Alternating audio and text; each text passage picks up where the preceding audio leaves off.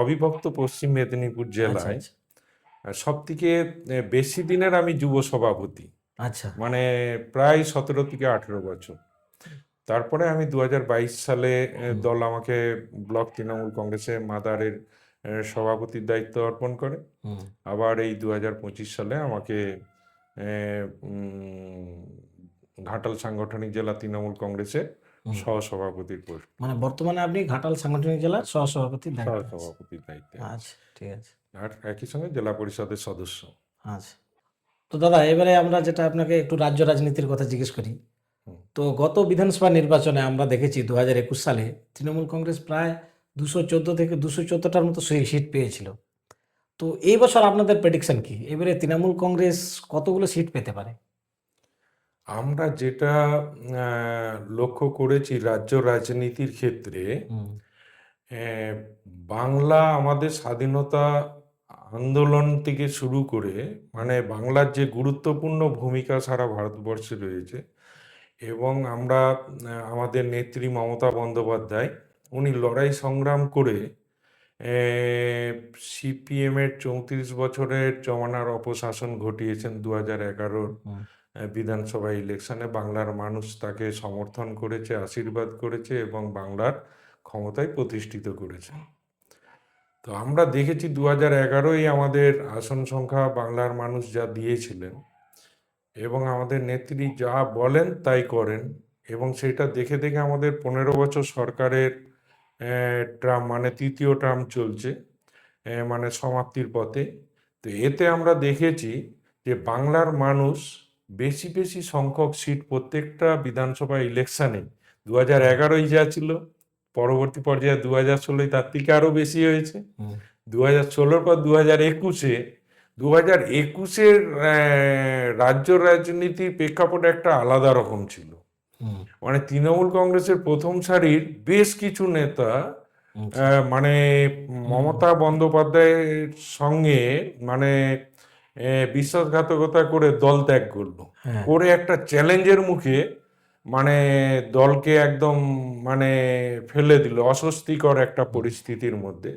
কিন্তু আমরা দেখেছি তাতেও বাংলার মানুষ তাদের আস্থা, বিশ্বাস, ভরসা সম্পূর্ণটাই মমতা বন্দ্যোপাধ্যায়ের উপর রেখে রেখে 2021-এও এত মানে ষড়যন্ত্র, এত লড়াই সংগ্রামের মধ্য দিয়েও বাংলার মানুষ কিন্তু আমাদের নেত্রী মমতা বন্দ্যোপাধ্যায়, অভিষেক বন্দ্যোপাধ্যায়ের উপরেই হুম তাদের আস্থা, বিশ্বাস, ভরসা রেখে আরো বেশি সংখ্যক সিট উপহার দিলেন, তো দিয়ে তৃতীয়বারের জন্য বাংলার মুখ্যমন্ত্রী মমতা বন্দ্যোপাধ্যায়কে করে দিন। এবং এবারে আমি আশা করছি এই 2026-এর বিধানসভা ইলেকশনে, কারণ আমি একটা রাজনৈতিক দলের কর্মী হিসেবে, আমি যতই মানে যাই পোস্ট আমি হোল্ড করি না কেন, আমি আর নিজেকে একজন পার্টি কর্মী হিসেবেই মনে করি। হুম তো এক আমি অবাক হয়ে যাই আমার এই দলে, মানে আমার নেত্রী, সভানেত্রী দলের মমতা বন্দ্যোপাধ্যায় এবং আমাদের সেনাপতি অভিষেক বন্দ্যোপাধ্যায়ের হুম এদের কথা এবং কাজ, এরা যা বলে, যা কথা দেয়, আমরা সেই বার্তা নিয়ে আমরা গ্রামাঞ্চলের একদম বুথে বুথে আমরা মানুষকে সেই বার্তা পৌঁছে দিই। হুম এবং আমরা অবাক হয়ে যাচ্ছি যে আমরা অনেক রাজনৈতিক দল দেখেছি, হুম কিন্তু এই রকম রাজনৈতিক দল দেখেনি যে কথা আমার অভিষেক বন্দ্যোপাধ্যায় এবং আমার নেত্রী মমতা বন্দ্যোপাধ্যায় যা বলেন, এনারা কথা দিয়ে কথা রাখেন, এবং যা যা প্রতিশ্রুতি বাংলার মানুষকে দিয়েছিলেন, দেখুন এক এক করে সমস্ত প্রতিশ্রুতি কিন্তু ওনারা কার্যকরী করেছেন। এবং একই সঙ্গে একদিকে চলছে উন্নয়ন, আর একদিকে চলছে আমার বিভিন্ন সরকারি প্রকল্পের সুযোগ সুবিধাগুলো মানুষের বাড়ি বাড়ি, যেগুলো প্রত্যেক মাসে মাসে পৌঁছে যাচ্ছে। তো এই ক্ষেত্রে মানে এবারে আমরা আশাবাদী যে আমরা বিগত নির্বাচনগুলোয় আমরা যা আসন সংখ্যা পেয়েছিলাম, বাংলার মানুষ মমতা বন্দ্যোপাধ্যায় এবং অভিষেক বন্দ্যোপাধ্যায়ের উপরে তাদের আস্থা, বিশ্বাস, ভরসা আরো বেশি বেশি করে উজাড় করে দেবে, এবং 26-এর বিধানসভা ইলেকশনে আমরা প্রায় 230-এর উপরে আমরা সিট পাবো। তো আপনি 230-এর উপরে সিট পাওয়ার কথা বলছেন, হুম কিন্তু বিজেপি হুম তারাও এইবারে একটা আশাবাদী যে এবারে যে এসআইআর হচ্ছে, হুম বলছে এই এসআইআরে প্রায় 1 কোটির উপর মানুষের নাম বাদ চলে যাবে। তার ফলে এইবারে কোথাও না কোথাও মমতা ব্যানার্জির সিটটা কিন্তু টলমল। অর্থাৎ বিজেপি বলছে যে তারা 2016 সালে 3টে সিট পেয়েছিল, 2021 সালে 77টা সিট, এবং এইবার 2026 সালে তারা অবশ্যই 147-এর ম্যাজিক ফিগার পার করবে। তো আপনাদের এই যে এত কনফিডেন্ট যে 230টা সিট পাবেন, কিন্তু বিজেপি বলছে তো এসআইআর এর ফলে মমতা তৃণমূল কংগ্রেসের ভোটে ধস হয়ে গেছে। দেখুন, আমরা দেখেছি যে আমাদের নেত্রী মমতা বন্দ্যোপাধ্যায় এবং আমাদের নেতা অভিষেক বন্দ্যোপাধ্যায় এরা যেভাবে বাংলার কৃষ্টি সংস্কৃতি ঐতিহ্য ধরে রাখার জন্য যেভাবে লড়াই সংগ্রাম চালিয়ে যাচ্ছেন এবং বাংলার মানুষকে আগলে রেখেছেন, নিজের পরিবারের মতো করে আগলে রেখেছেন, বাংলার মানুষের যাতে কোথাও কোনো অসুবিধে না হয় ওনারা সবসময় সেই বিষয়গুলো দেখছেন। আমরা যদি দেখি যে এক একটা পরিবারে, যেখানে সিপিএম এর আমলে যে পরিবারটা গরিব পরিবার, যার বিপিএল তালিকায় নাম থাকার কথা, বিপিএল তালিকায় নাম থাকলে কি হতো না, সে 5 কিলো চাল পেত, ইন্দিরা আবাস যোজনার বাড়ি পেত।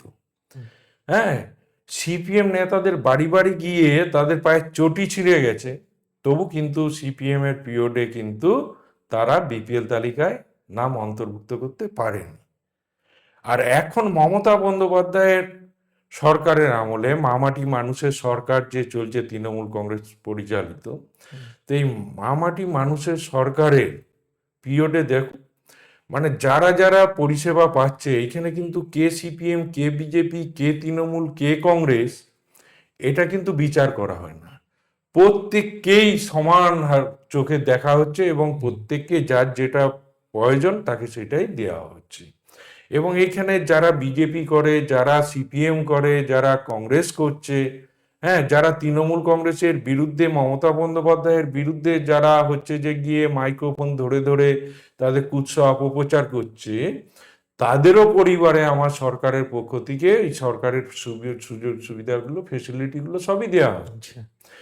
তো এই ক্ষেত্রে তো আমরা তো আশাবাদী যে হচ্ছে যে গিয়ে আমরা বাংলার মানুষের মানে দোয়া, আশীর্বাদ, ভালোবাসা পুরোটাই আমাদের প্রতি মানে ছিল, এসআইআর এর আছে প্রভাব কোনো পড়বে না এবং বলছেন? থাকবে। এবং এসআইআর জিনিসটা একটা মানে সত্যি, মানে এটা একটা ভাববার বিষয়। বিজেপি যখন দেখছে যে বাংলা মমতা বন্দ্যোপাধ্যায়কে কোনোভাবেই রাজনীতিগতভাবে জব্দ করা যাচ্ছে না, কোনোভাবেই ওরা পাচ্ছে না, অভিষেক বন্দ্যোপাধ্যায়কে কোনোভাবেই জব্দ করা যাচ্ছে না, এরা দেখছে যে রাজনীতিগতভাবে মমতা বন্দ্যোপাধ্যায় বা তৃণমূল কংগ্রেসের বিরুদ্ধে যখন পেরে উঠছে না, এরা কৌশল করে কি করছে না, সামনেই যে সমস্ত রাজ্যের বিধানসভা ইলেকশন আছে সেই সমস্ত রাজ্যগুলোতে দেখো যে হচ্ছে যে গিয়ে এসআইআর চালু করে দিয়েছে।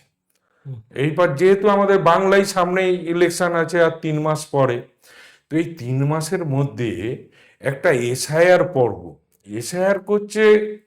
অবশ্যই এটা করে নিলে পারে ভালো, যে হচ্ছে বাংলার মানুষ মানে ভারতবর্ষের প্রকৃত নাগরিক যারা আছে, তারা আইডেন্টিফাই হয়ে যাবে। কিন্তু সেটা তো খুব ভালো জিনিস, এই নিয়ে আমাদের তো কোনো নেই, মানে বিরোধিতাও নেই, কিছু নেই। কিন্তু এসআইআর এর নামে যাদেরকে হচ্ছে যে গিয়ে এই অল্প সময়ের মধ্যে একটা নামের বানান, ধরো আমরা যারা ভোটার কার্ডে যার নতুন নাম এন্ট্রি হচ্ছে, বা যার আধার কার্ড হচ্ছে, বা রেশন কার্ড করছে, তো আমরা এই জিনিসগুলো আগে কি দেখেছি যে আমাদের প্রত্যন্ত গ্রামাঞ্চলের মানুষরা, এরা কিন্তু লেখাপড়া বেশি জানে না। এইবার গেছে গিয়ে বলছে তোমার নাম কি, ব্যাস যার নাম বলেছে তারা কিন্তু সেটাই সেইখানে টাইপ করে দিয়েছে। এইবার হর্ষের জায়গায় মানে দীর্ঘই হবে না হর্ষইকার হবে, তারা যা করেছে সেটাই এরা আর গুরুত্ব দেয় না, হয়ে গেছে। এখন ভোটার তালিকায় দেখা যাচ্ছে হর্ষের জায়গায় দীর্ঘই আছে, আবার এখন হচ্ছে যে অহর্ষই আছে। তাহলে এই জায়গাটাই যখন দুটো পার্থক্য আসছে, তাহলে তোমার হচ্ছে যে গিয়ে তুমি প্রকৃত নাগরিক কিনা, সেই ব্যক্তি কিনা তোমাকে হেয়ারিং এ যেতে হবে। এবং এইখানে বয়স্ক মানুষ, অসুস্থ মানুষ, বাচ্চা কোলে নিয়ে মায়েরা দীর্ঘক্ষণ লাইনে দাঁড়িয়ে, এবং মানে ঘন্টার পর ঘন্টা, হ্যাঁ, না খাওয়া না দাওয়া, মানুষ তিতিবিরক্ত হয়ে যাচ্ছে। এই জিনিসটা করে এই এত শর্ট টাইমের মধ্যে অবশ্যই করুক না, এইটা মিনিমাম 1 বছর থেকে 2 বছর টাইম লাগে। এই টাইমটা নিয়ে করলে পারে তাহলে সাধারণ মানুষকে এত হ্যাকেল হতে হতো না। মানে এক প্রকারে এটা তো হয়রানি করছে, মানুষ তো না, বুঝতে পারছে। বিজেপি নেতা কালীপদ সেনগুপ্ত এই এসআইআর নিয়ে তাকে প্রশ্ন করেছিলাম, তো তিনি বলছে মমতা ব্যানার্জি প্রতি 3 মাস 4 মাস ছাড়া ওই দুয়ারে সরকারের নামে অঞ্চলে মানুষকে ডেকে ডেকে 3 ঘন্টা 4 ঘন্টা লাইনে ডেকে ডেকে হয়রানি করেছে, তখন হয়রানি হয়নি, এসআইআর এর একদিন যাবে সেইটি হয়রানি হয়ে যাচ্ছে। এটা এসআইআর এ একদিন যদি যায় হেয়ারিং এ অসুবিধা কি আছে? এসআইআরে যাওয়ার তো কোনো ব্যাপার না, কিন্তু অহেতুক যে মানুষগুলো অসুস্থ, যে মানুষগুলো হচ্ছে যে গিয়ে এইখানে নেই, আমাদের এই দাসপুর এলাকার মানুষ, এইখানে বেশিরভাগ প্রায় প্রত্যেকটা পরিবারের মানুষ আমাদের হচ্ছে যে গিয়ে পরিযায়ী শ্রমিকের কাজ করে ভিন রাজ্য বা ভিন দেশে। তারা হয়তো কিছুদিন আগে তারা তাদের কর্মস্থলে গেছে, আর এখন সোনার দাম তো প্রচুর বেড়ে গেছে, তাদের একই কাজকর্ম নেই। ধরো এই পয়সা খরচা করে ধার দেনা করে গিয়েছে, আবার তাদেরকে নোটিশ পাঠিয়ে যদি ডাকা হয় সেইখান থেকে তারা যে আসছে, এইটা তো হয়রানি করা, অথচ কিছুই ভুল নেই। তারা তাহলে বংশ আপনি বলছেন পরম্পরা এসআইআর কয়েকশো এর কোনো বছর। প্রভাব পড়বে না? না, এসআইআর এর প্রভাব আমাদের বাংলায় সেই অর্থে পড়বে না।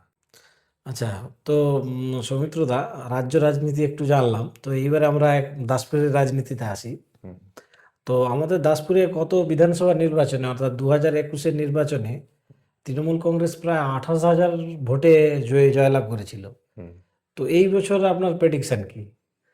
সেইটা সেই 28,000 ভোটের লিড থাকবে নাকি আরো কমবে মনে হয়? আমার মনে হয় এই লিডটা আরো বাড়বে, আরো বাড়বে? আরো বাড়বে। কারণ হুম। উম, তৃণমূল কংগ্রেস কেবলমাত্র যে বিভিন্ন প্রকল্পের পরিষেবা মানুষকে দিচ্ছে বা বিভিন্ন এলাকার রাস্তাঘাট থেকে শুরু করে বিভিন্ন বিষয়ে যে উন্নয়নগুলো করছে, সেই ক্ষেত্রে এ, এ, এ, পরিষেবা তো মানুষ পাচ্ছে, এর সুফল তো হচ্ছে। একদিকে মমতা বন্দ্যোপাধ্যায়ের সরকারের হচ্ছে বিভিন্ন সুরক্ষা কবচ, আর একদিকে হচ্ছে যে গিয়ে বাংলার মানে উন্নয়নের কর্মযুগ, হুম। বিশেষ করে আমাদের পাড়া আমাদের সমাধান।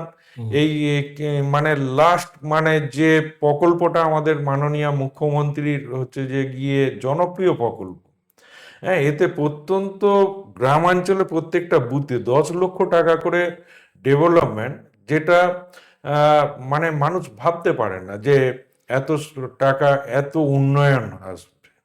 হ্যাঁ, এরপরে আমাদের পথশ্রী প্রকল্প আছে, পথশ্রী প্রকল্পের মাধ্যমে হিউজ উন্নয়ন হচ্ছে। তারপরে তো 15 ফাইন্যান্সের মাধ্যমে হচ্ছে। তো স্বাভাবিক কারণে এত উন্নয়ন, এত প্রকল্পের পরিষেবা মানুষ, আমার সরকারের পক্ষ থেকে যদি আমরা হিসেব করি, এই ধরনের জনদরদি সরকার, মানবিক সরকার এর আগে আমরা দেখি না যেটা হচ্ছে।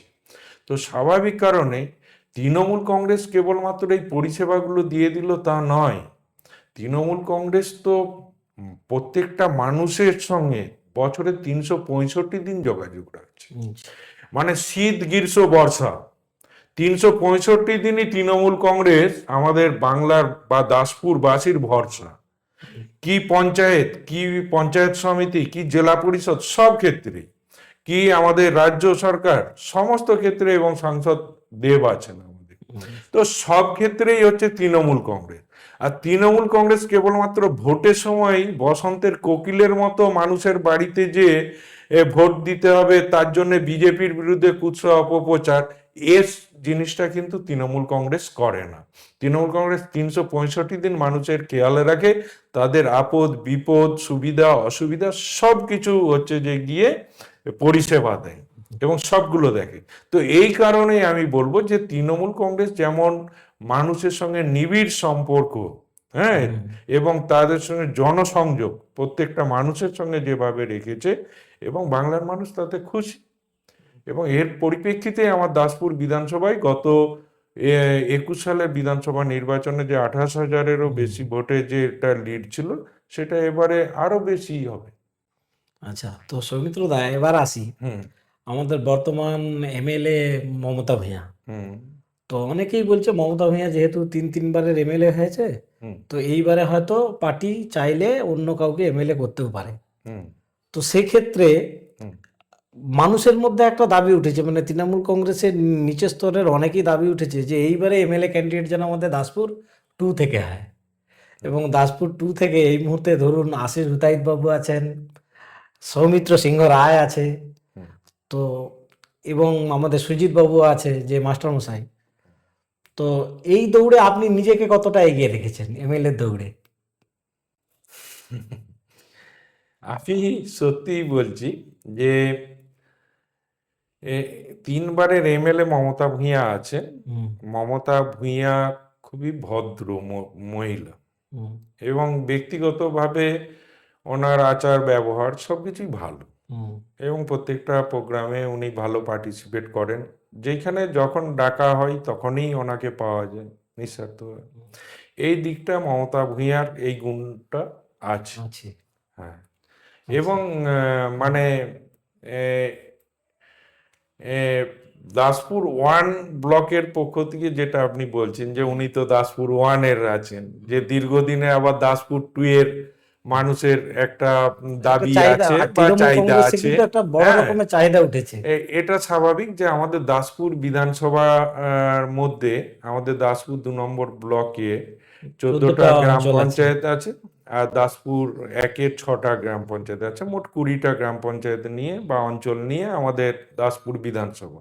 হুম তো এটা দাসপুর বিধানসভার যেহেতু মেজরিটি পোর্শনটাই আমার দাসপুর 2 নম্বর ব্লকে, হুম এইখানে নেতৃত্ব বা কর্মী, দলীয় কর্মী বা মানুষের একটা আবেগ থাকবে, তাদের একটা থাকতেই পারে।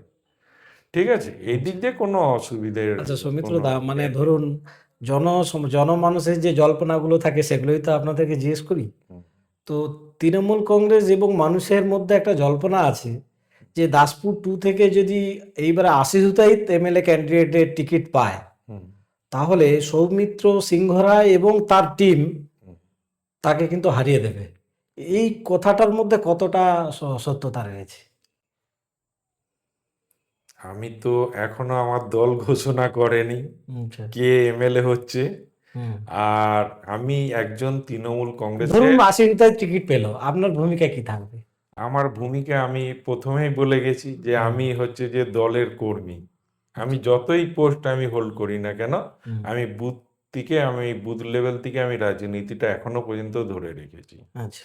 ঠিক আছে, তো স্বাভাবিক কারণে একজন কর্মী হিসাবে হুম আমার যা দায়িত্ব এবং কর্তব্য, আচ্ছা। হ্যাঁ, সেটা তো অবশ্যই আমি পালন করব।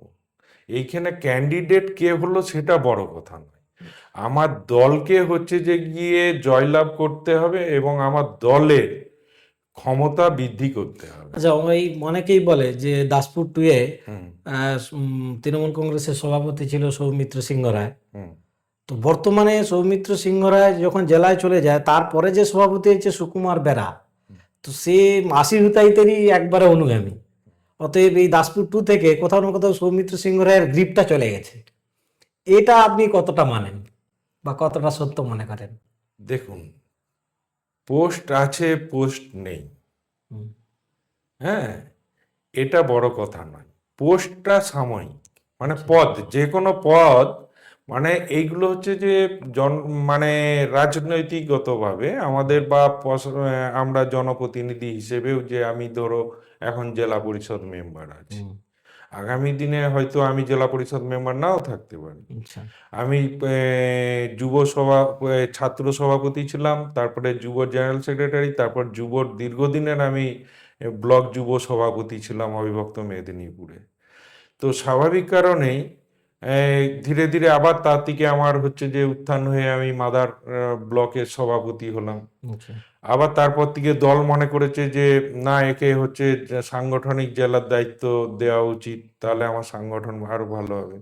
সেই হিসেবে সংগঠনের সহসভাপতি করেছেন জেলার, হুম, ঘাটাল সাংগঠনিক জেলা। তো স্বাভাবিক কারণে পদ কার কখন থাকবে কার কখন যাবে এটা খুব বড় কথা নয়। মেন হচ্ছে আমার আচার ব্যবহার। আমি যতদিন আমি ব্লক প্রেসিডেন্ট ছিলাম, আমার আচার ব্যবহার কেমন ছিল, আমি কাজের যোগ্য ছিলাম, ওই পদের আমি যোগ্য ছিলাম না ছিলাম নি, মানুষের সঙ্গে আমার ব্যবহার বা সম্পর্ক নিবিড় ছিল না ছিল না, হ্যাঁ, বা আমি মানুষের আপদে বিপদে কতটা মানুষের পাশে গিয়ে আমি দাঁড়াতে পেরেছি, সেটা আমার দাসপুরের মানুষ জানেন। আচ্ছা, ঠিক এই আছে। অনেকেই বলে যে দাসপুর টুয়ে যখন আশিস হুতাইত ছিল এবং যখন তপন দত্ত ছিল, তো তপন দত্তের একটা অনুগামীর দল ছিল এবং প্রত্যেকটা অঞ্চলে তার একটা লবি ছিল এবং আশিস বাবুর একটা লবি ছিল প্রত্যেকটা অঞ্চলে।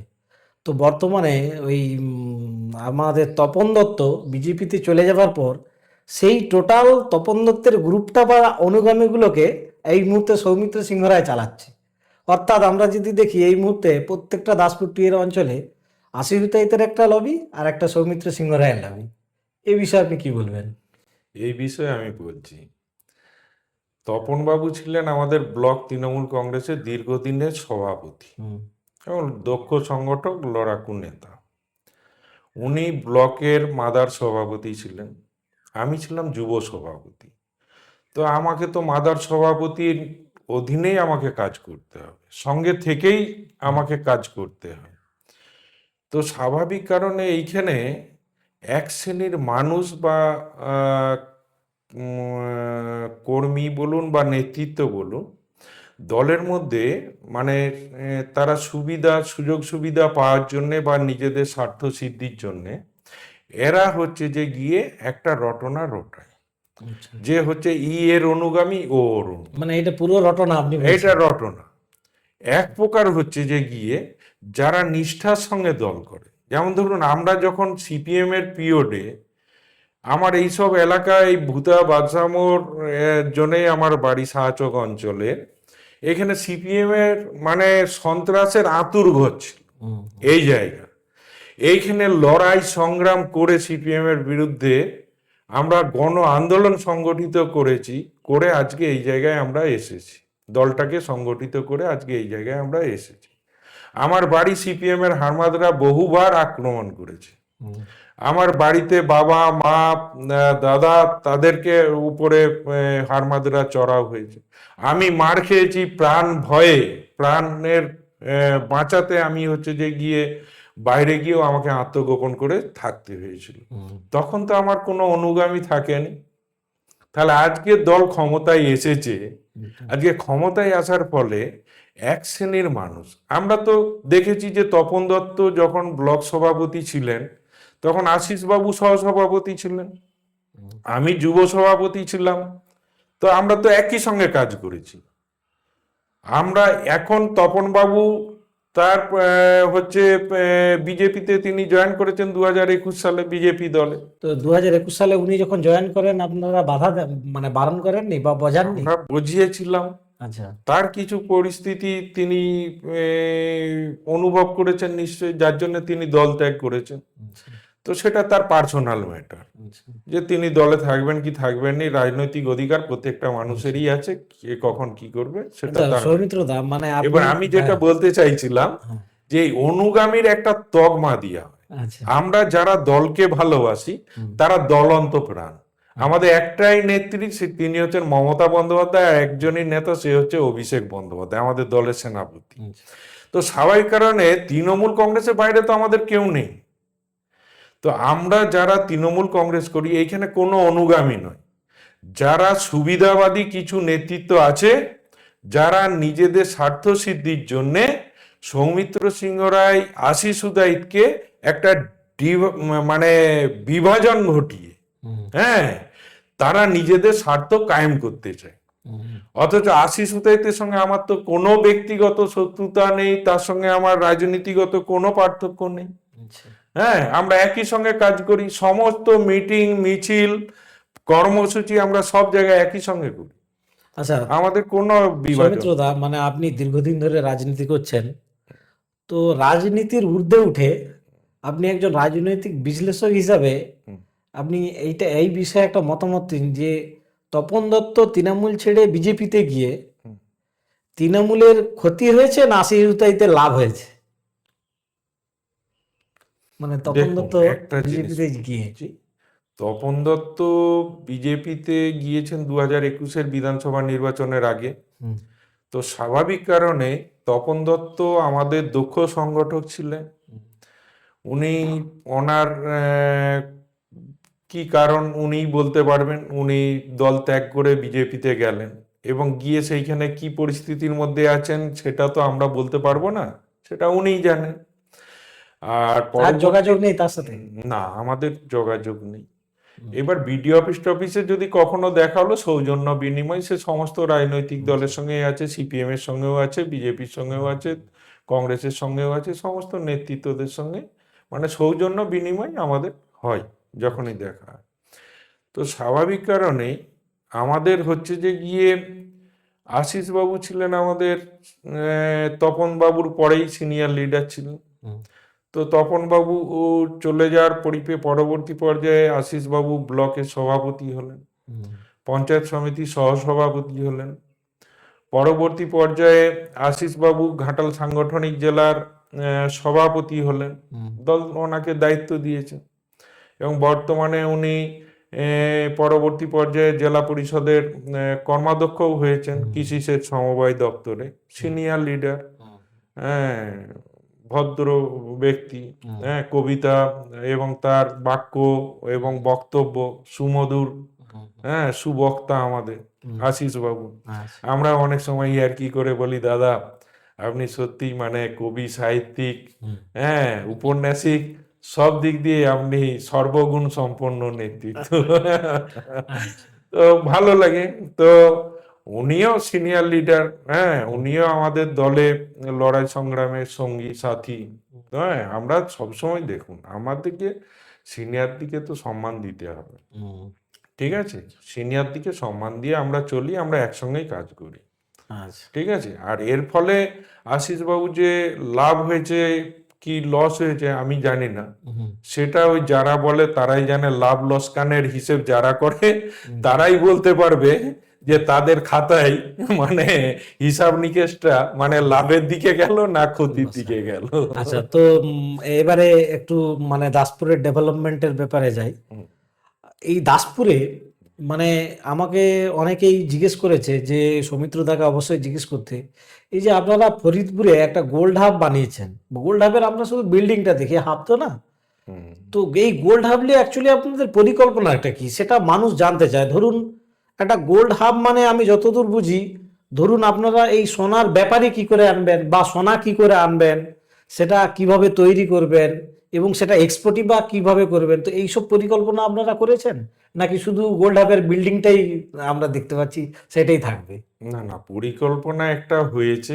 আচ্ছা, পরিকল্পনা যেটা হয়েছে যে আমাদের দাসপুর এলাকার বেশিরভাগ মানুষই মানে ঘাটাল মহকুমার মধ্যে আমাদের দাসপুরে হুম, শুধু মানে দাসপুর বললে হবে না, আমাদের এখানে পশ্চিম মেদিনীপুর, পূর্ব মেদিনীপুর, হাওড়া, হুগলি, হুম, পাশাপাশি যে জেলাগুলো আমাদের রয়েছে আর কি, হুম, এখানে প্রচুর মানে ছেলেরা মানে ভাইয়েরা দাদারা তারা হচ্ছে যে গিয়ে ভিন রাজ্যে বা ভিন দেশে স্বর্ণশিল্পীর কাজ করে। হুম, তো সেই হিসেবে আমরা আমাদের মাননীয় মুখ্যমন্ত্রী মমতা বন্দ্যোপাধ্যায়ের কাছে আমাদের যখন ওই এটা হলো আমাদের কোভিড-19-এর সময় যে মানে সমস্যাটা হয়েছিল পরিযায়ী শ্রমিকদিকে নিয়ে, তো সেই সময় আমরা একটা প্রপোজাল পাঠিয়েছিলাম আমাদের ব্লকের পক্ষ থেকে যে আমাদের এখানে একটা গোল্ড হাব হলে পরে হুম, আমাদের মানে এইখানকার ছেলেরা তারা হচ্ছে যে এখানে থেকেই মানে বাড়িতে থেকেই কাজ মানে কর্মসংস্থানের একটা হুম, জায়গা পেয়ে যাবে, তাহলে তাদেরকে আর বাইরে গিয়ে থাকতে হবে না। হুম, তো সেই হিসেবে পরবর্তী পর্যায়ে মাননীয় মুখ্যমন্ত্রী উনি ঘোষণা করেছিলেন যে আমাদের দাসপুরে একটা গোল্ড হাব উনি হুম, গড়ে তুলবেন হুম।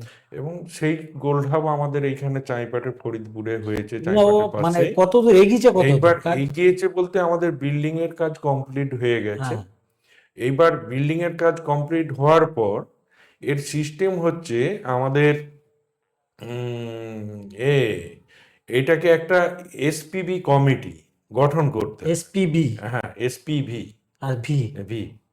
তো সেই কমিটিটা গঠন করাও হয়েছে হুম। এবং তার চেয়ারম্যান হয়েছেন বাদল চন্দ্র পাল। বাদল চন্দ্র হ্যাঁ, পাল। উনি স্বর্ণ ব্যবসায়ী। আচ্ছা সম্ভবত দিল্লিতে বোধহয় ওনার ব্যবসা আছে। আচ্ছা। এবং 19 জন ইতিমধ্যেই ওই কমিটির মেম্বার হয়েছে হুম, এবং আরো অনেক ব্যবসায়ীরাই ওনার কাছে আবেদন করেছে। তো আচ্ছা। ওনারা এইবার ওই কমিটিকে চার্জ হ্যান্ডওভারও করে দেওয়া হয়েছে হুম, গোল্ড হাবের পক্ষ থেকে, মানে আমাদের গভর্নমেন্টের পক্ষ থেকে। হুম, এবার ওনারা চার্জ পাওয়ার পরে ওনারা দেখলেন যে কিছু মানে টেকনিক্যাল বিষয় যেগুলো আছে হুম, সেইগুলো, মানে ওনাদের সিকিউরিটির বিষয় একটা আছে। আচ্ছা ওনারা চাইছেন যে বিল্ডিংটা একটু মানে এ, উম, এ এ, পরিবর্তন করবেন স্ট্রাকচারটা, আচ্ছা। যেমন ওদের সিস্টেম অনুযায়ী। হুম, তো সেইগুলোর কাজ ওরা শুরু করে দিয়েছে, হুম, সেইগুলো খুব শীঘ্রই মিটে যাবে। আচ্ছা এবং আমরা আশা করছি যে ওরা যে দাবিগুলো করেছিলেন, আপনি বললেন এক্ষুনি যে হচ্ছে সিকিউরিটি, তো আচ্ছা। সিকিউরিটি নিরাপত্তা, সোনার তো এখন নিরাপত্তা যা তো, দাম, ঠিক ঠিক। এখন সোনার দাম যে জায়গায় গিয়েছে, হুম, তো মানে সোনা তো একটা মানে মহামূল্যবান জায়গায় হ্যাঁ, পৌঁছে গেছে। এবং এইখানে ওরা চাইছিল যে পুলিশ প্রোটেকশন। তো হুম, আমরা সেইটা আমাদের প্রশাসনিক পক্ষ থেকেও আমরা হচ্ছে এসপি সাহেবের কাছে জানিয়েছি, ডিএম সাহেবের কাছে জানিয়েছি। ওনারাও ওনাদের ডিপার্টমেন্টালি হায়ার অথরিটির সঙ্গে ওইগুলো আলোচনা করবেন। আমরা মুখ্যমন্ত্রীর কাছেও পাঠিয়েছি প্রস্তাব। হুম, তো সেইগুলো মানে গ্রিন সিগন্যাল পেয়ে গেলেই আর কি হুম, ব্যবস্থাটা হয়ে যাবে। এবং ওইখানে একটা মন্দির আছে আমাদের ওই কম্পাউন্ডের ভেতরেই, হ্যাঁ, মানে ওইখানে সাধারণ মানুষ গেলে তো ওদের অসুবিধা হয়, সিকিউরিটির বিষয়টা অনেকটাই আছে। আচ্ছা আচ্ছা। ওরা সেইটা চাইছে যে ওইখানটায় একটা যাতে পার্টিশন দিয়ে দেওয়া আলাদা যায়, পার্টিশন করে মন্দিরে পার্টিশন যায়। করে মন্দিরে যাতে সাধারণ মানুষ যেতে পারে, হুম, কোনো অসুবিধে না হয়, মানে ওদের ভেতরটা সম্পূর্ণ মানে সিকিউরিটি জোনের মধ্যেই থাকবে আর কি। তো এটা করে আশা করছি খুব শীঘ্রই হবে। এবং হলে পরে আমাদের প্রথম পর্যায়ে প্রায় 500 জনের মতো স্বর্ণশিল্পী ভাইয়েরা এইখানে মানে কর্মসংস্থান 500 জনের মতো মানে কারিগর এখানে হ্যাঁ কাজ কাজ করতে পেয়ে যাবে। পারবে, মানে প্রাথমিক পর্যায়ে। এবং পরবর্তী পর্যায়ে এটা হুম, সেকেন্ড পার্টে হ্যাঁ, এটা ধীরে ধীরে আমাদের বিল্ডিং আরো হচ্ছে যে গিয়ে করা যাবে, আমাদের ফ্লোর সংখ্যা বাড়ানো যাবে। আচ্ছা তো সেই ক্ষেত্রে আরো বেশি সংখ্যক মানুষ এইখানে কর্মসংস্থানের ব্যবস্থা হবে। আচ্ছা। এবং হলে পারে এই গোল্ড হাবকে কেন্দ্র করে আমাদের যে বিভিন্ন হুম। কর্মসংস্থান, হ্যাঁ সেইগুলো ওই জায়গায় মানে আশপাশে গড়ে উঠবে, সেইগুলো হবে। আচ্ছা, মানে বিজেপি নেতা তপন দত্ত, ওনার সাথে পডকাস্ট করেছিলাম কিছুদিন আগে, তো উনি বলেছিলেন যে আমাদের দাসপুরের যে একটাই হাসপাতাল হাসপাতাল হচ্ছে আমাদের দাসপুর টু এ সোনাখালী। তো দাসপুর তৃণমূল কংগ্রেসের সব থেকে শক্ত জোন, এখান থেকে প্রচুর পরিমাণে ভোট পায় তৃণমূল কংগ্রেস। হুম। কিন্তু তা সত্ত্বেও সোনাখালী যে হসপিটাল, সেই হসপিটালের কোনো রকম উন্নতি নেই। না, তো সেই সোনাখালী হসপিটালের উন্নতি আপনারা করছেন না কেন? সোনাখালী হসপিটালে বামফ্রন্ট সরকারের আমলে যে অবস্থা ছিল হুম, তার তুলনায় অনেকটাই আধুনিকীকরণ করা হয়েছে, হুম।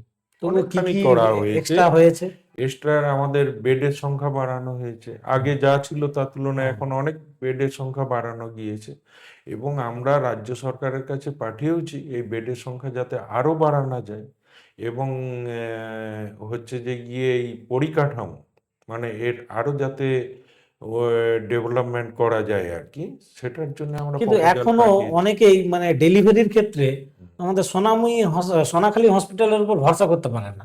সেই তারা ঘাটালে ছুটে যায় বা আমাদের পিতপুরে ছুটে যায়। হ্যাঁ, তাহলে পরিকাঠামো সেই লেভেলের নিশ্চয়ই হচ্ছে না, নাহলে মানুষের ভরসা পাচ্ছে না কেন? না সেটা না, এখন মূল বিষয় হচ্ছে কি, হ্যাঁ, এখন সরকার যেটা বিনামূল্যে দিচ্ছে বা বিনা পয়সায় পরিষেবা যেগুলো দিচ্ছে আর হুম, কি, সেইগুলো আমাদের সাধারণ মানুষের ক্ষেত্রে আমাদের মতো কি হয় যে অনেক সময় আমাদের নেগলিজেন্সি থাকে, এই আচ্ছা, বিনা পয়সায়, হ্যাঁ তার মানে এইখানে বোধহয় পরিষেবা ঠিক মতো পাওয়া যায় না। হুম, কি বলছি বোঝা গেল? তো স্বাভাবিক কারণে অনেকের মনে হয় যে ওইখানে গেলে বোধহয় পরিষেবাটা ভালো পাওয়া যাবে। হুম, অনেকে ভাবে যে সোনাখালী হসপিটালে পরিষেবা বা ডাক্তারবাবুরা সেই রকম ঠিক নয়, হুম, কিন্তু আমার ঘাটাল হসপিটালে গেলে, মহকুমা হসপিটালে গেলে সেইখানে বোধহয় পরিষেবাটা ভালো পাওয়া যাবে। ঠিক আছে। তো এই কারণেও অনেকের চিন্তা ভাবনার মানে পরিবর্তনের কারণেই হচ্ছে তারা এইরকম ভাবে যাচ্ছে। কিন্তু আমি ব্যক্তিগতভাবে একটা বিষয় নিয়ে আমি আজকে এই মিডিয়ার সামনে আমি বলছি হুম, যে আমি একটা আমার শারীরিক প্রবলেমের জন্য আমি সোনাখালী হসপিটালে গিয়েছিলাম। আচ্ছা, আমি নিজে বিএমএইচ স্যারের সঙ্গে কথা বললাম, করে ডাক্তারবাবুকে বলতে উনি বলেন যে ঠিক আছে, আমি আজকে সিএমএইচ অফিসে এসেছি জেলায়, হুম, আমার অমুক ডাক্তারবাবু আছেন, আপনি ওনার সঙ্গে একটু হুম, করেন, আমি বলে দিচ্ছি। তো আমি গেলাম, হুম, যে উনি আমাকে দেখলেন, পরীক্ষা করলেন, করার পর উনি যা ডায়াগনোসিস করে দিয়েছেন আমাকে, হুম, আমি কলকাতায় বড় প্রাইভেট হসপিটালেও আমি বড় ডাক্তারকে আমি হুম, ১,৫০০ টাকা ভিজিট নিয়েছি। হুম, সেই ডাক্তারকে দেখিয়ে আমি পরীক্ষা নিরীক্ষা যা কিছু করলাম, হুম, দেখালো রেজাল্ট একই এসেছে। আচ্ছা। তাহলে আমার তো এখানে পরিষেবা ভালো দিচ্ছে, কিন্তু আমার মনের সন্দেহের জন্যে বা হুম। আমার খুঁতখুঁতানির জন্যে আমাকে ছুটে যেতে হলো না, অনেকে কলকাতাতে অভিযোগ বড় করে এই যে হসপিটাল। আউটডোরে মানে ডাক্তার দেখালে হ্যাঁ, অনেক ওষুধই আছে যেখানে যেগুলো মজুদ নেই। আবার বিভিন্ন টেস্ট, এই যে অনেকগুলো টেস্ট আছে সেই সমস্ত টেস্ট বাইরে করতে হয়, সেই না, খরচাই হয়। সোনাখালী হ্যাঁ। সোনাখালী হসপিটালে আমাদের এখন যে পরিষেবাগুলো দেওয়া হচ্ছে একটা গ্রামীণ হসপিটালের ক্ষেত্রে, হুম, সেটা তার একটা লিমিট আছে, যে গ্রামীণ হসপিটালে আমার এই পরিকাঠামো আছে, তাহলে এই এই লেভেল পর্যন্ত আমি পরিষেবা পাবলিককে হুম, দিতে পারবো। আচ্ছা, এর ঊর্ধ্বে যদি আমাকে কোনো পরিষেবা দিতে হয়, তাহলে সেটা মহকুমা হাসপাতালে যেতে হবে বা আচ্ছা। সুপার স্পেশালিটি হসপিটালে যেতে হবে। আচ্ছা, তো এট তপন বাবু আরো একটা বিষয় অভিযোগ করেছে যে সমস্ত বিডিও অফিসে অডিটোরিয়াম হল আছে কিন্তু আমাদের সোনাখালীতে নেই। তো এই বিষয়ে আপনারা কতটা সজাগ? আসলে আমাদের অডিটোরিয়ামের জন্য সেই রকম জায়গা আমরা সোনাখালীর বুকে পাই না, আচ্ছা। মানে সেই রকম সরকারি জায়গা হুম, নেই। হুম, এবং পরবর্তী পর্যায়ে একটা উদ্যোগ নিয়ে এখানকার স্থানীয় মানুষজন সবাই মিলে একটা, তার সঙ্গে সবাই যুক্ত থেকে আমাদের সোনাখালী হাই স্কুলের সঙ্গে কথা বলে, হুম, স্কুল ম্যানেজমেন্টে যারা ছিলেন পরিচালন সমিতিতে, তাদের সঙ্গে কথা বলে হাই স্কুলের একটা অডিটোরিয়ামে হুম, পরিকল্পনা গ্রহণ করে সেইটার কাজ খানিকটা এগিয়েছে।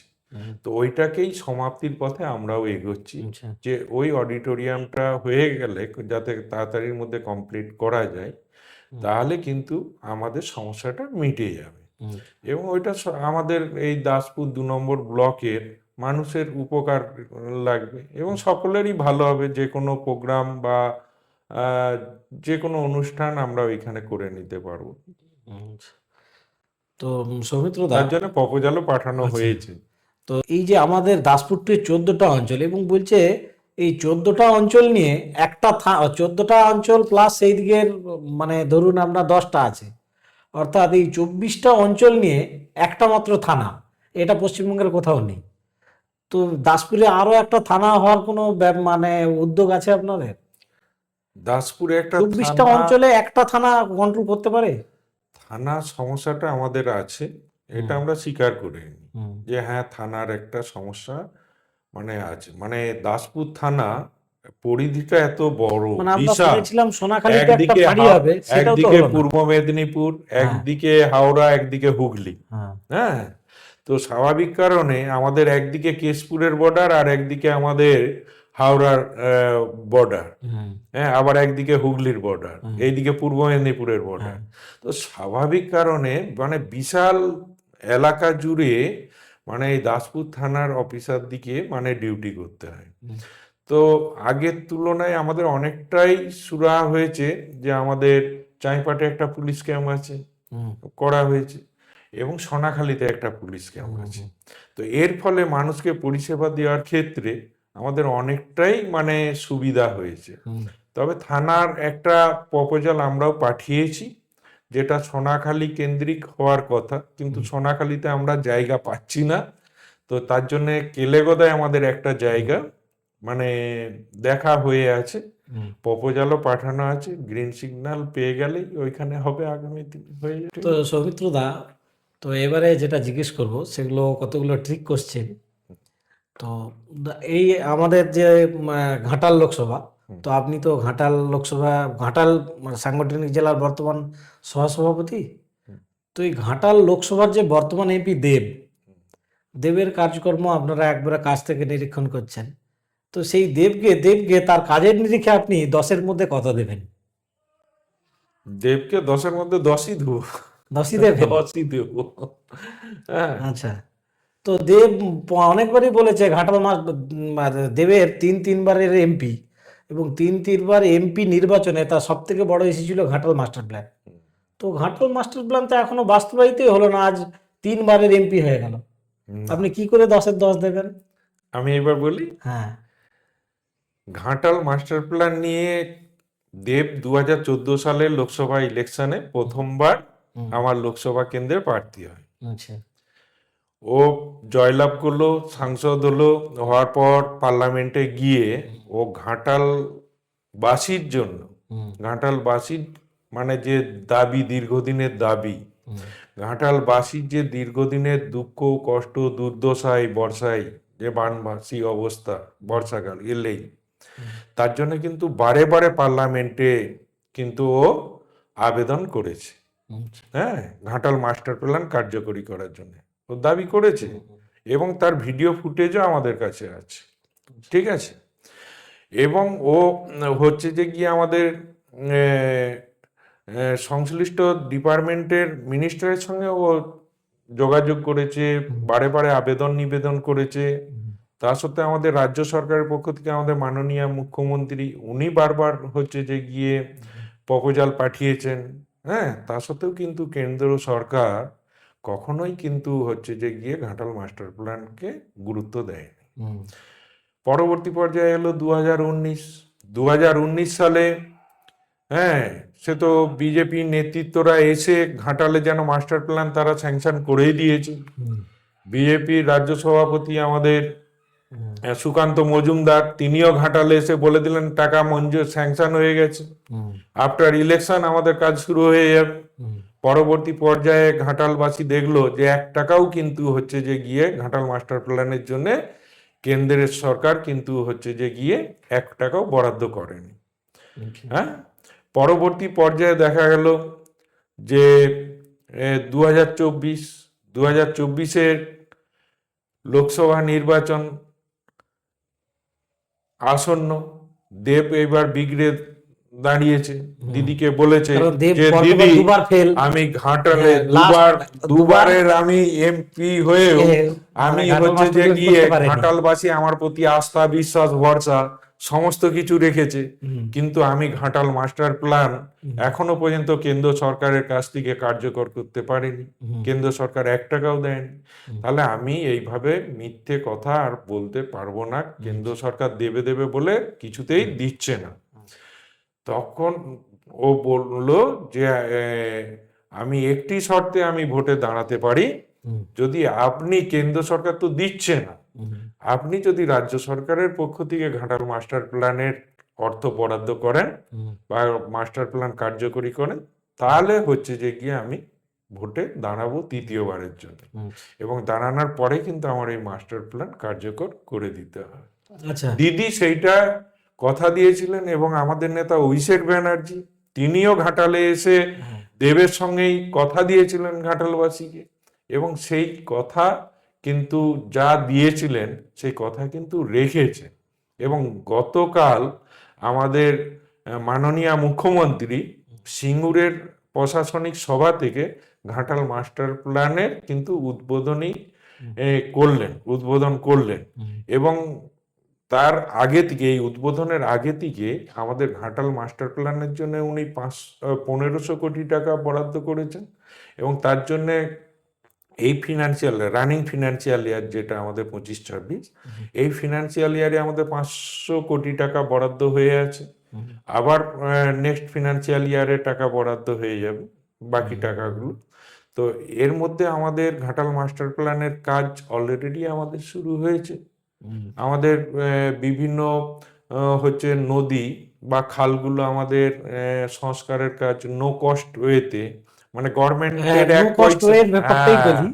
এখানে আমাদের তপন বাবু বলছে যে হ্যাঁ, খালের মাটি বিক্রি করছে, তার নাম নাকি ঘাটাল মাস্টার প্ল্যান। হুম, তো আপনারা খালের মাটি বিক্রি করে ঘাটাল মাস্টার প্ল্যান করতে হচ্ছে? না, খালের মাটি বলতে কি, এটা নো কস্ট ডেভেলপমেন্ট মানে ওই জিনিসটা কি? নো কস্ট মডেল বলতে এবার আমি হ্যাঁ। বলছি, আমার গভর্নমেন্টকে যদি কাজ করতে হয়, হুম, তো সেই ক্ষেত্রে হচ্ছে যে গিয়ে পয়সা দিয়ে আমাকে এজেন্সি লাগিয়ে আমার হচ্ছে যে গিয়ে ওই ডিপার্টমেন্টকে দিয়ে ওই কাজটা করতে হতো। হুম, তার জন্য গভর্নমেন্টের লক্ষ লক্ষ কোটি টাকা খরচা হতো। হুম, এবার সেই জায়গায় গভর্নমেন্ট কি করেছে, এক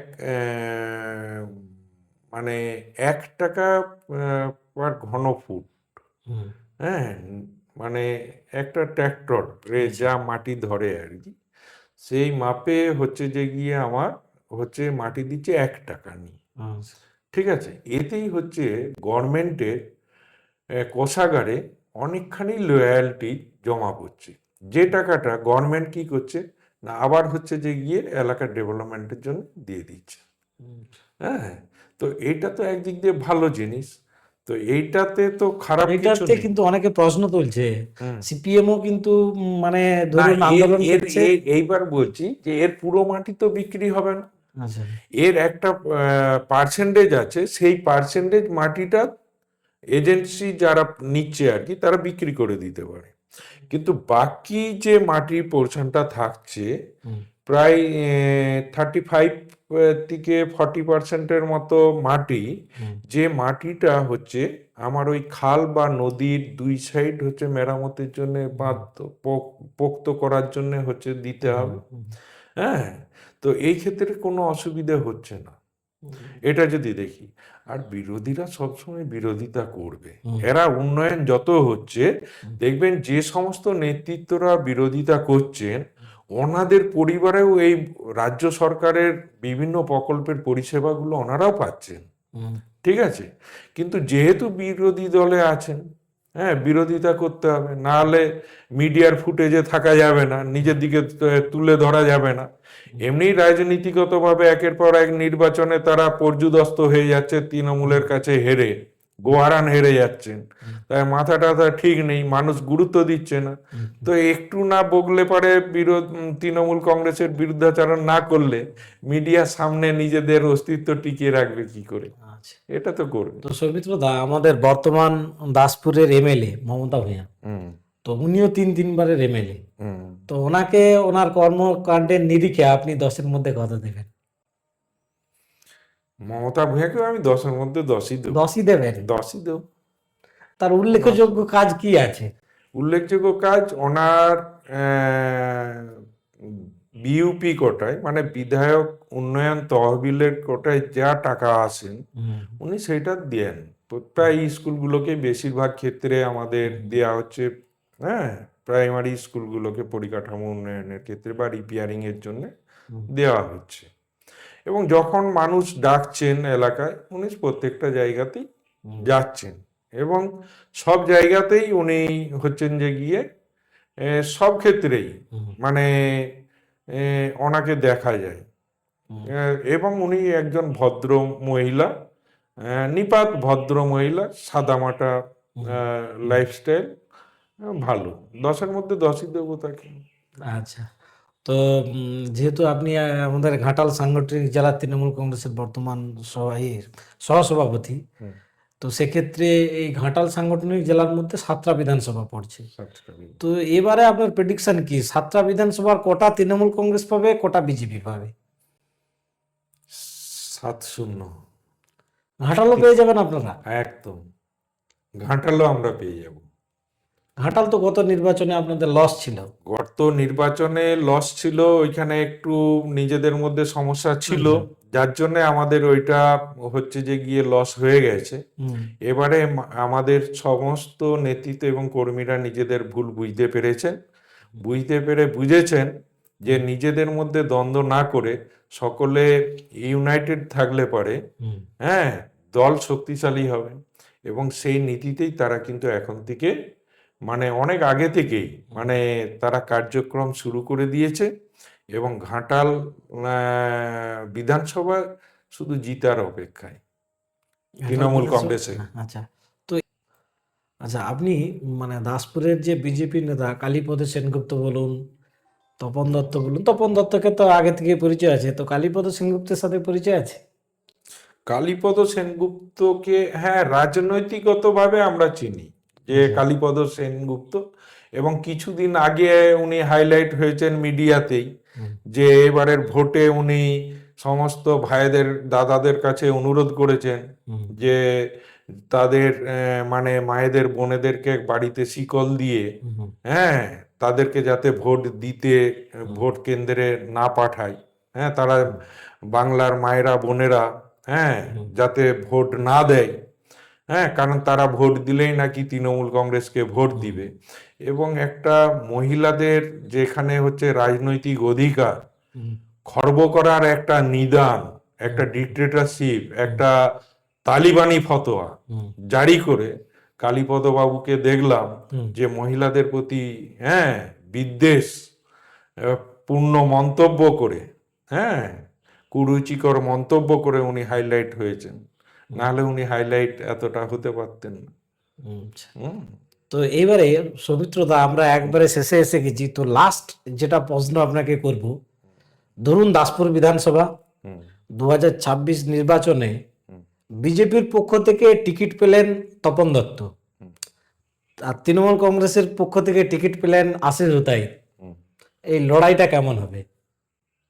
লড়াই দলের পক্ষ থেকে যেমন লড়াই হওয়ার হবে। লড়াইটা মানে লড়াই মানুষের মনে তো জায়গা করবে, তো আপনারা কার্যকর্তারা কি মনে করেন কার পাল্লা ভারী থাকবে? তৃণমূল কংগ্রেসের পাল্লা ভারী থাকবে। তৃণমূল কংগ্রেস ছাড়া এখন কোনো কথা হবে না, হ্যাঁ, ঠিক আছে? হ্যাঁ, যে যতই স্বপ্ন দেখুক বিরোধী দল, হুম। সিপিএমও ভাববে যে তারা ক্ষমতায় চলে আসছে, কিন্তু বিজেপিও ভাববে তপন তারা দত্ত ক্ষমতায় আত্মবিশ্বাসী, আসছে।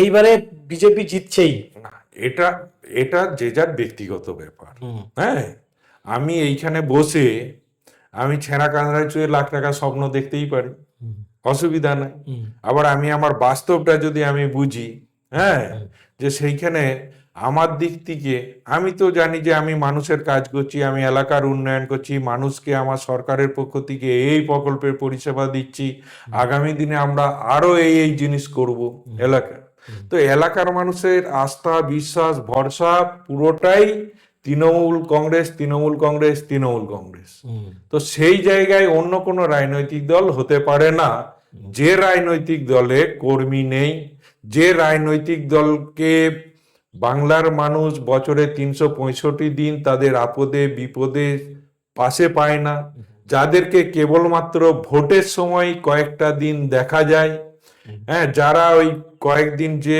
তৃণমূল কংগ্রেসের বিরুদ্ধাচরণ করে মিথ্যা কুৎসা অপপ্রচার চালিয়ে হুম, ভোটে জিতে যাবে মনে করে, যারা লক্ষ লক্ষ টাকা নিয়ে এসে হুম, ভোট কেনার হচ্ছে যে গিয়ে চক্রান্ত করে, হুম, বাংলার মানুষ বুঝে গেছে যে তাদের আস্থা বিশ্বাস ভরসা হুম, বিজেপি যতই টাকা দিক, হুম, যতই মাংসর খাক, হুম, যতই অন্য কিছু খাক, হ্যাঁ হুম, বাংলার মানুষ তাদের আস্থা বিশ্বাস ভরসা ভোট দেওয়ার সময় ঘাসের উপর জোড়া ফুল চিহ্নে ভোট দিয়ে মমতা বন্দ্যোপাধ্যায়কেই কিন্তু চতুর্থবারের জন্য বাংলার মুখ্যমন্ত্রী করবেন এবং বেশি সংখ্যক সিট উপহার।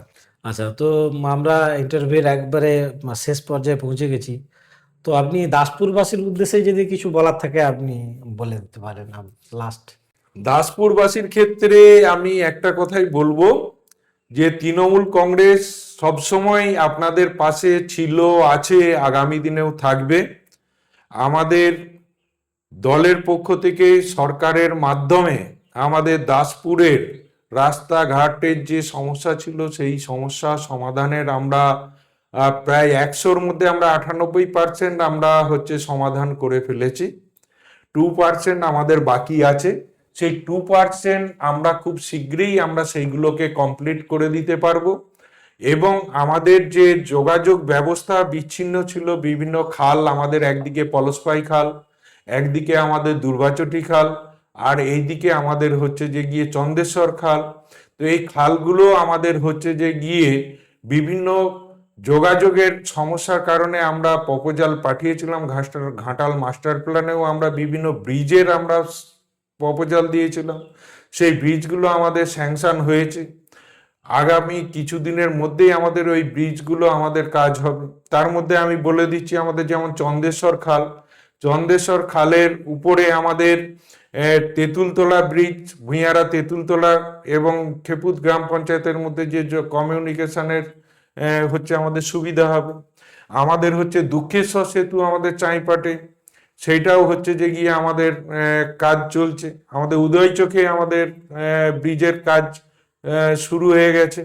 আমাদের ভুতা বাদশাহ মোড়ে কিছুদিনের মধ্যে আমাদের ব্রিজের কাজ শুরু হবে, কংক্রিট ব্রিজ, বড় ব্রিজ, যেটার ফলে আমাদের কামালপুর এবং খাঞ্জাপুর গ্রাম পঞ্চায়েতের সঙ্গে, যেটা আমাদের দাসপুর 1 নম্বর ব্লক থেকে আমাদের ঘুরে আসতে হয় 15 কিলোমিটার 20 কিলোমিটার ঘুরে, সেটা আমাদের সুরাহা হবে।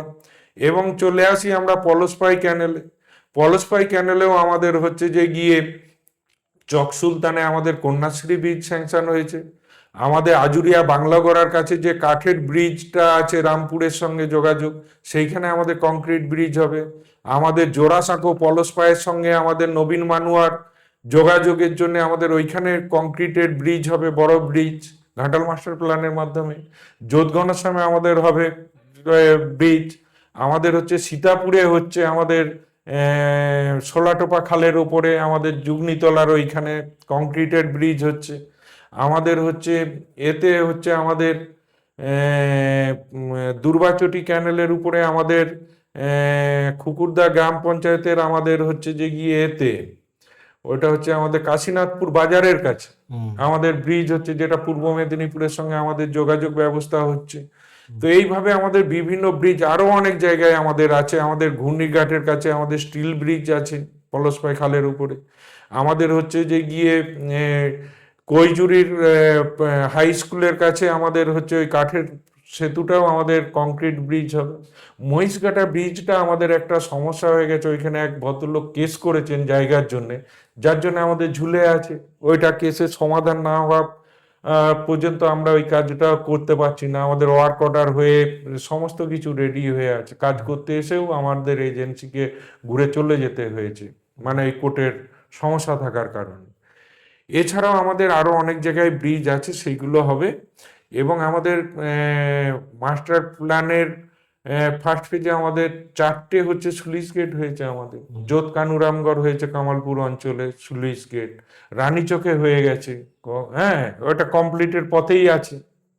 আমাদের হচ্ছে যে গিয়ে রানীচক গ্রাম পঞ্চায়েতে আমাদের কুমার চোখে আছে, আরেকটা আছে আমাদের বেনাই গ্রাম পঞ্চায়েতের কৈজুরিতে, সেগুলো সব মোটামুটি আমাদের কমপ্লিটের পথে। তো স্বাভাবিক কারণে উন্নয়ন আগের তুলনায় অনেক হচ্ছে।